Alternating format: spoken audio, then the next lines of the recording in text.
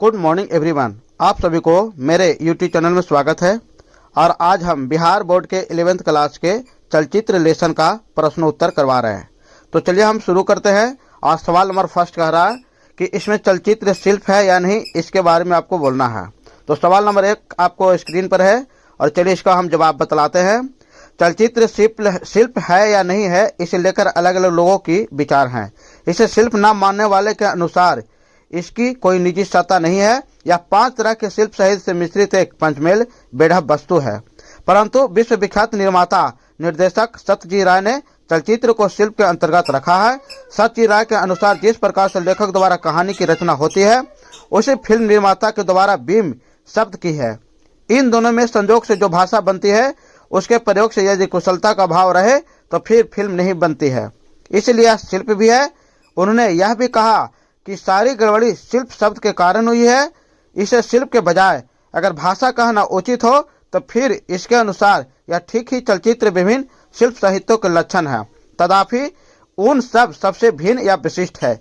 इसलिए अगर इसे भाषा भी कहीं माना गया तो ये है। तो इस तरह से इसका आंसर हो गया।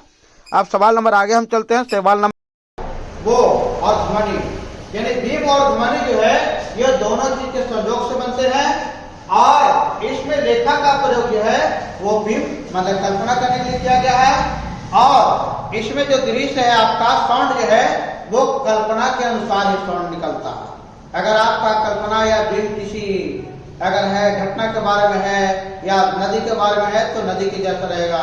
अगर कोई बीम आपका दुख वाला है तो दुख के जैसा साउंड निकलेगा। ये हो गया प्रश्न संख्या 3 कह रहा चलचित्र में विभिन्न शिल्प साहित्य के लक्षण किस प्रकार है। तो चलचित्र में जो है वो साहित्य के लक्षण है। तो चलचित्र आपको नाटक हो गया, उपन्यास हो गया, फिर आपका जीवनी हो गया, संस्मरण हो गया, कोई घटना हो गया, तो ये सारे चीज पर बनते हैं। सब प्रमुख लक्षण उसी का है।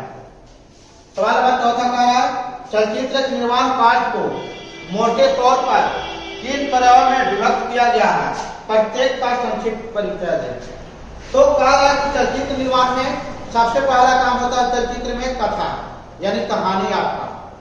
तो कहानी का मतलब है कि कोई चीज अगर हम सुन रहे हैं तो वो कहानी उसी के जैसा रहेगा। कहानी आपको घटना पर भी आधारित हो सकता है, किसी का तिथि पर भी आधारित हो सकता है, कोई उपन्यास पर भी लिया जा सकता है। तो ये हो गया।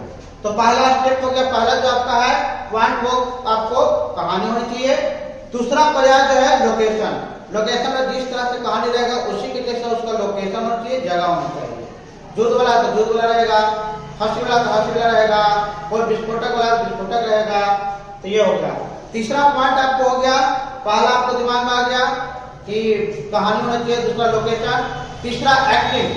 एक्टिंग का मतलब है कि कोई भी फिल्म बनती है तो इसमें पात्र लोग रहते हैं, हीरो रहते हैं, तो वो एक्टिंग करते हैं। तो एक्टिंग उसी के अनुसार होनी चाहिए। और चौथा एडिटिंग। एडिटिंग का मतलब है कि जो कैमरा वगैरह से किया जाता है तो वो है। ये आपको चारों चीज विभक्त किया गया है। चारों के बारे में अच्छा से रहेगा तभी हमारा चलचित्र अच्छा बनेगा। प्रश्न संख्या शॉर्ट्स किसे कहते हैं। शॉर्ट्स का मतलब है कि अगर कोई भी फिल्म बनता है तो वो फिल्म एक ही जगह शूटिंग नहीं होती है, उसमें बहुत सारे विभिन्न जगह जाकर के करते हैं। तो शॉर्ट्स का मतलब है कि अगर कोई भी संक्षिप्त एक जगह को जो करते हैं शॉर्ट वो कैमरा के द्वारा, तो वो जितना निर्माण का शॉर्ट कहलाता है। और शॉर्ट हमारा 10-20 शॉर्ट मिलते हैं तब कोई फिल्म बनती है।